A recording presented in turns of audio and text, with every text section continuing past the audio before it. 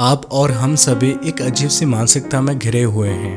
अधिकतर लोग अपने जीवन में इतने आशावादी होते हैं कि वे उचित अनुचित का फर्क करना भूल जाते हैं, जिसके फलस्वरूप ये होता है कि वे ऐसे परिस्थिति में पहुंच जाते हैं जहां से निकलना उनके लिए नामुमकिन होता है। ऐसे ही जीवन अधिकतर लोग बिताते हैं जिन्हें अपने आय से, अपने हैसियत से ज़्यादा खर्चा करने की लत होती है। क्यों?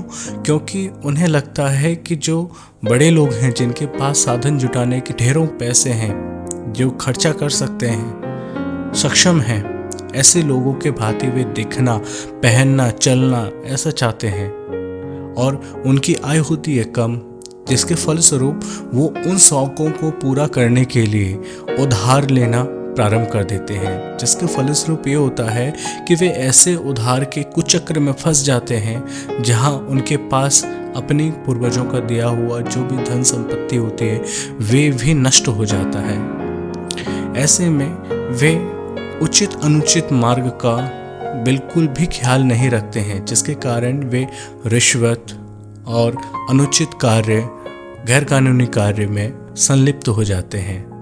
तो ऐसे ही एक कहानी मुंशी प्रेमचंद जी ने लिखी है जिसका नाम है गबन। आप उसे पढ़िएगा, उससे आपको अपने जीवन में वास्तविकता समझ में आएगा कि दिखावा और वास्तविक जीवन, साधारण जीवन में क्या अंतर होता है। कई बार ऐसा होता है कि हम इतना अधिक उधार ले चुके होते हैं, कर्जा ले चुके होते हैं कि हम जिसके कारण उचित और अनुचित मार्ग में फर्क करना भूल जाते हैं। हमें गलत मार्ग भी उचित लगने लग जाता है। ये वो विषम परिस्थितियाँ होती हैं जहां हम स्वयं अपने आप को ढाल लेते हैं। तो ऐसी परिस्थितियों से बचना चाहिए और याद रखिए कि दिखावा जीवन का उद्देश्य नहीं है। दिखावा एक ऐसा छल है आपके जीवन का जहाँ पर आप निश्चित रूप से फंसेंगे ही।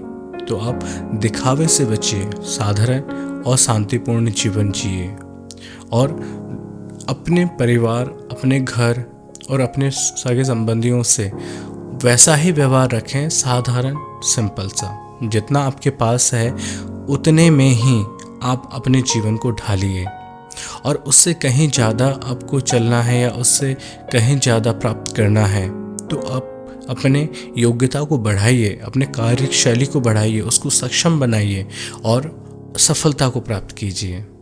तभी आप उन ऊंचाइयों को, उन धन संपत्ति आदि को प्राप्त कर पाएंगे जैसा आप चाहते हैं। धन्यवाद।